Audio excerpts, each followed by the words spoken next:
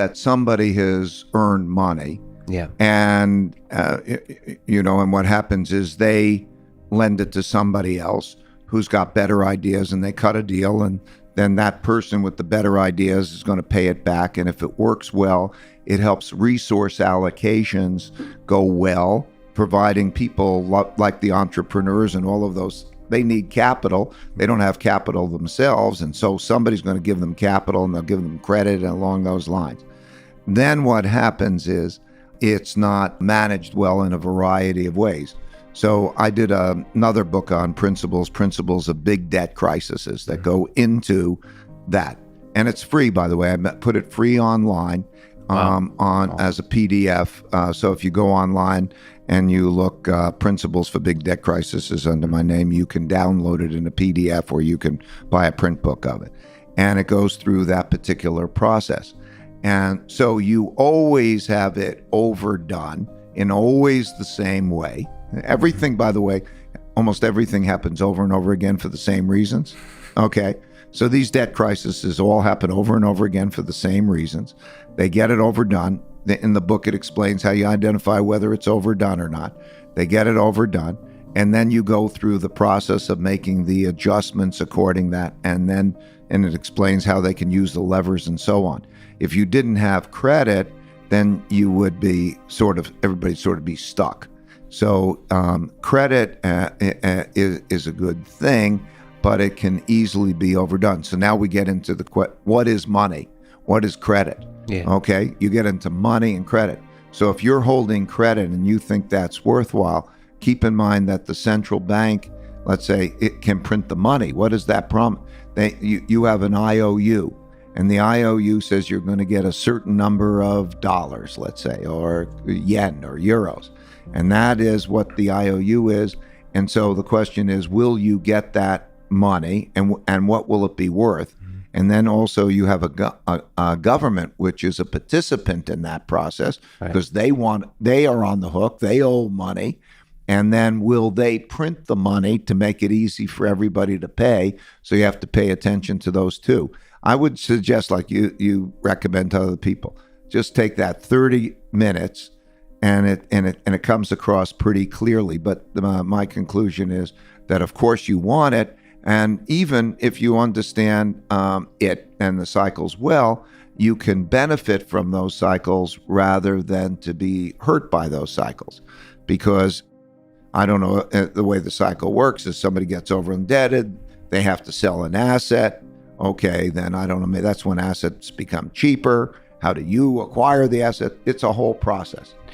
So again, maybe another dumb question, but there are no such things as dumb questions. There you go. But what is money? So you've mentioned, credit and money. It's another thing that, if I just zoom out from an alien perspective and look at human civilization, it's incredible that we've created a thing that only works because we all agree it has value. So I guess my question is, how do you think about money as this emergent phenomenon, and what do you think is the future of money? You've commented on Bitcoin, other forms. What do you think is its history and future? How do you think about money? There are two things that money is for. It's a medium of exchange, and it's a storehold of wealth. Yes. So money, so you could say something's a medium of exchange, and then you could say, is it a storehold of wealth? Okay. So and money is that vehicle that is those things and can be used to pay off your debt. So when you have a debt and you provide it, it pays off your debt. So that's that process. And it's, I apologize to interrupt, but it only can be a medium of exchange or store of wealth when everybody recognizes it to be of value. That's right. Right. And so you see in the history and around the world, and you go to places. I was in an island in the Pacific in which they had as money these big stones, and literally they were taking a boat, this big carved stone, and they were taking it from one of the islands to the other, and it sank. The piece of this big stone piece of money that they had, and it went to the bottom, and they still perceived it as having value, so that it was, even though it was in the bottom and it's this big hunk of rock, the fact that somebody owned it, they would say, oh, I'll own it for this and that. I've seen beads in different places, shells converted to this and mediums of exchange. And when we look at what we've got, you're exactly right. It is the notion that if I give it to you, I can then take it and I can buy something with it. And so it's a matter of perception. Okay. And then we go through then the history of money and the vulnerabilities of money. And what we have is through history, there's been two types of money. Those that are claims on something of value, like the connection to gold or something. That's right. That would be, or they just are money without any connection, and then we have a system now, which is a fiat monetary system. So that's what money is. Then it will last as long as it's kept of value, and it works that way. So let's say central banks, when they get in the position of like they owe a lot of money, like we have in the case, it's increasingly the case, and they also are a bind, and they have the printing press to print the money and get out of that, and you have a lot of people might be in that position, then you can print it, and then it could be devalued in there. And so history has shown, forget about today, history has shown that no currency every currency has either ended as being a currency, or devalued as a currency over periods of time, long periods of time. So it evolves and it changes, but everybody needs that medium of exchange, and everybody needs that storehold of wealth. So it keeps changing what is money over a period of time. But so much is being digitized today, and there's these ideas that are based on the blockchain of Bitcoin and so on. So if all currencies, like all empires, come to an end, what do you think do you think something like Bitcoin might emerge as a common store of value, store of wealth, and a medium of exchange? The problem with Bitcoin is that it's not an effective medium of exchange. Like, it's not easy for me to go in there and buy things with it. And then it's not an effective storehold of value because it has a volatility that's based on speculation and the like. So it's not a very effective saving. That's very different from Facebook's of a stable value currency, which would be effective as both a medium of exchange and a storehold of wealth, because if you were to hold it, and the way it's linked to, number of things that it's linked to, would mean that it could be a very effective storehold of wealth. And then you have a digital currency that could be a very effective medium of exchange and storehold of wealth. So in my opinion, some digital currencies are likely to succeed more or less based on that ability to do it. Then the question is, what happens? Okay, what happens is, do central banks allow that to happen? I really do believe it's possible to get a better form of money that central banks don't control.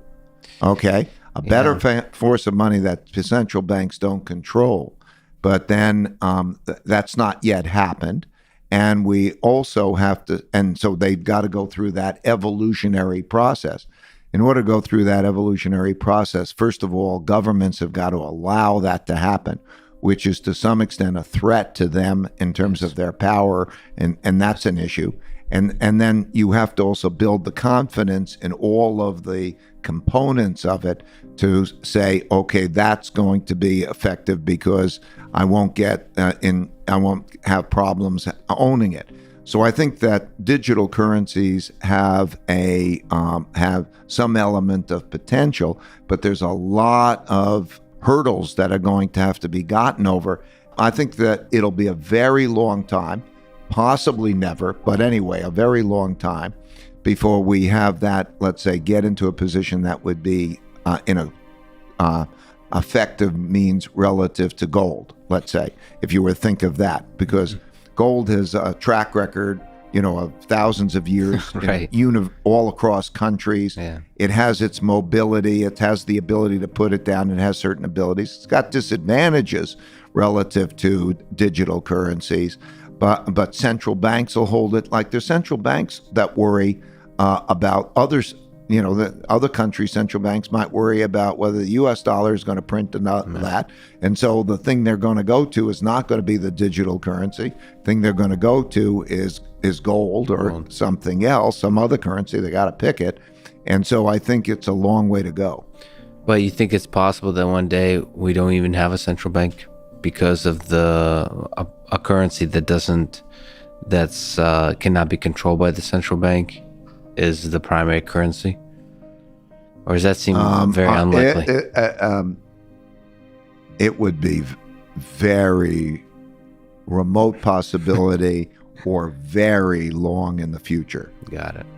Again, maybe a dumb question, but romanticized one. When you sit back and you describe these transactions between individuals, somehow creating short-term debt cycles, long-term debt cycles, this productivity growth.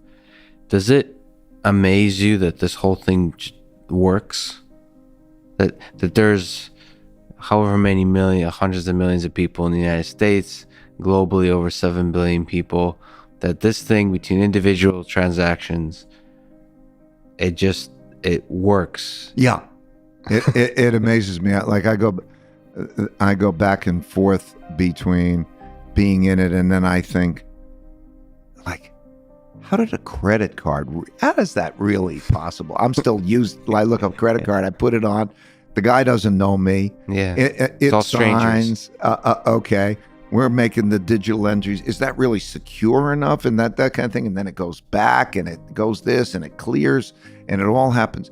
And what I marvel at that and those types of things is because of the capacity of the human mind to create abstractions that are true.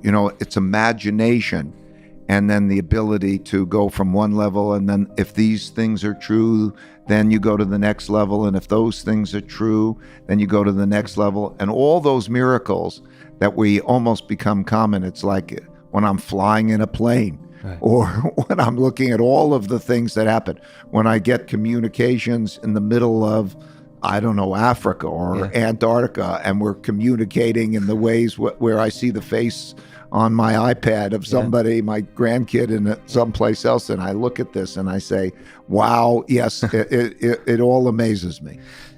So while being amazing, do you have a sense, the principles you described, that the whole thing is stable somehow also? Or are we just lucky? So the principles that you describe, are those describing a system that is stable, robust, and will remain so? Or is it a lucky accident of our early history?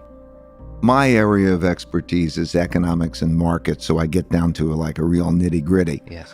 I can't tell you whether the plane is going to fall out of the sky because of its particular fundamentals. I don't know enough about that, but it happens over and over again and so on. It gives me faith, okay? So without me knowing that. In the markets and the economy, I know those things well enough, in a sense, to say that by and large, that structure is right. What we're seeing is right. Now, whether there are disruptions and it has effects that can come, not because that structure is right, and I believe it's right, but whether it can be hurt by, let's say, connectivity or journal entries. They could take all the money away from you through your digital entries. Yes. There's all sorts of things that can happen in various ways that means that money is worthless or the system falls.